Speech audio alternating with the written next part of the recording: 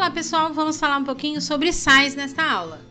Vou começar lembrando você que o sal ele é sempre formado através de uma ligação iônica e existe uma neutralização que é necessária ser feita, que a gente vai mostrar aqui quando falar sobre as equações. Então essas neutralizações elas podem ser totais ou parciais e elas são extremamente importantes para a fabricação desses sais.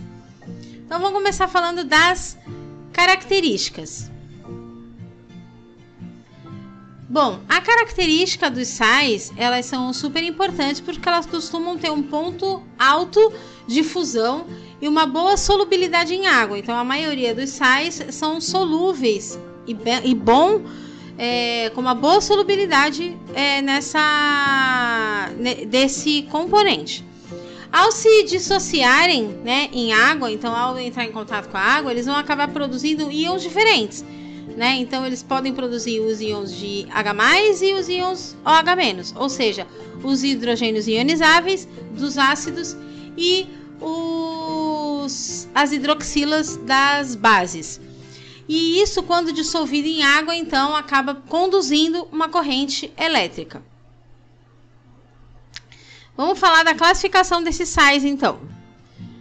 Esses sais, eles podem ser classificados quanto à presença de oxigênio. Então, eles são chamados de oxissais quando ele tem o oxigênio na sua fórmula, ou haloides quando eles não têm esse oxigênio na sua fórmula.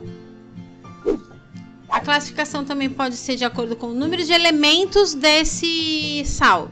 Então, ele é binário quando ele tem 2 elementos, ele é ternário quando ele tem 3 elementos e quaternário quando tem 4 elementos. E também pode ter a classificação quanto à sua natureza. Quanto à sua natureza, funciona da seguinte forma. A gente tem lá o sal ácido, que é quando 2 cátions, é formado então por 2 cátions e somente um ânion. Né? Então, a gente tem aqui o exemplo NaHSO4. O sal básico, ou é chamado também de hidroxissal, ele apresenta 2 ânions e um cátion. Então, vamos pensar assim, ó. Esse ácido, ele apresenta 2 cátions e um ânion. Por quê? O cátion é do ácido, que é o H+. No caso do básico, que é o hidroxissal, ele tem 2 ânions e um cátion, ou seja, então ele vai apresentar mais hidroxila do que o íon de H+. O sal neutro significa que é quando tem um produto, a neutralização total entre um ácido e uma base. Tá? A gente tem aqui como exemplo BaSO4. Um sal misto é quando ele tem 2 cátions diferentes, tá? Ou 2 ânions diferentes. Diferentes significa, né, tirando aí o hidrogênio ionizável e a hidroxila. E o sal hidratado é quando ele tem água na sua composição. Então, geralmente, ele é composto por 2 grupos de elementos, que nem aqui tem o CuSO4 e vezes 5H2O. Quando você vê isso assim, você já sabe que é um sal hidratado.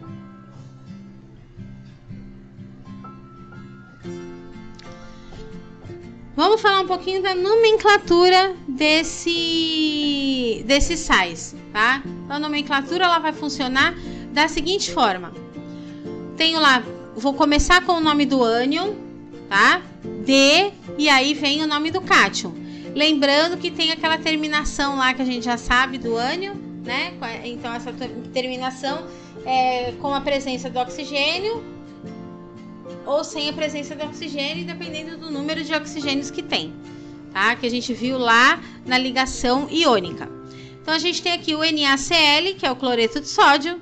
Temos aqui o nitrito de potássio, né? Porque é o NO2, ele vem com 2 oxigênios, então o final é ito, então fica nitrito de potássio.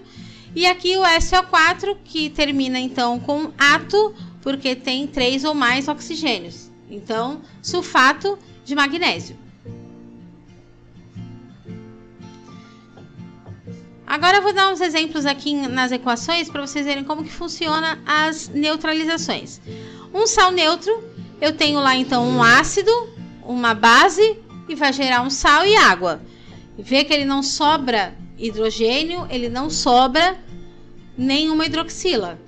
Então o bromo saiu daqui e formou o sal, o potássio saiu daqui e formou o sal. O restante forma uma molécula de água completa. O próximo, nós vamos ver que ele já não é uma neutralização total, é uma neutralização parcial com formação de um sal ácido. Sal ácido por quê? Porque ele vai sobrar hidrogênio, então esse hidrogênio vai no meio. Então eu tenho aqui o SO4, tenho o Na, e aí formando a molécula da água eu tenho 2 Hs e um O, sobrando um H. Esse H vai para cá, formando então um sal ácido. Aí nós temos o sal chamado de sal básico, que é quando sobra então a hidroxila. Então vamos lá, tem aqui o cloro formando o sal, nós temos o cálcio formando o sal, porém uma hidroxila sobra indo aqui para o meio, formando um sal básico, sempre lembrando que o sal ele vai ser formado por um ácido e uma base. Vai gerar o sal e a água. Esse sal é o que a gente tem que ver se é uma neutralização total ou parcial. E agora nós vamos falar um pouquinho sobre as aplicações dos sais. Onde que se usa isso? O sal, ele é utilizado muito no nosso dia a dia. Então vamos lá. Aqui, o hipoclorito de sódio, ele é utilizado aí para branquear, né, produtos relacionados a têxtil, né, então produtos de tecido, e na indústria de papel também. Sulfato de cálcio é utilizado na fabricação do giz escolar. Carbonato de cálcio é utilizado na fabricação de detergente. Fluoreto de sódio, ele ajuda lá no enxaguante bucal, que isso faz com que iniba a perda de minerais dos dentes. E o nitrato de potássio, que é utilizado como conservante em alguns alimentos embutidos, como a salsicha, a linguiça, por exemplo. Então, essa foi a aula de sais. Não esqueçam de visualizar as questões comentadas, tá bom? Até a próxima!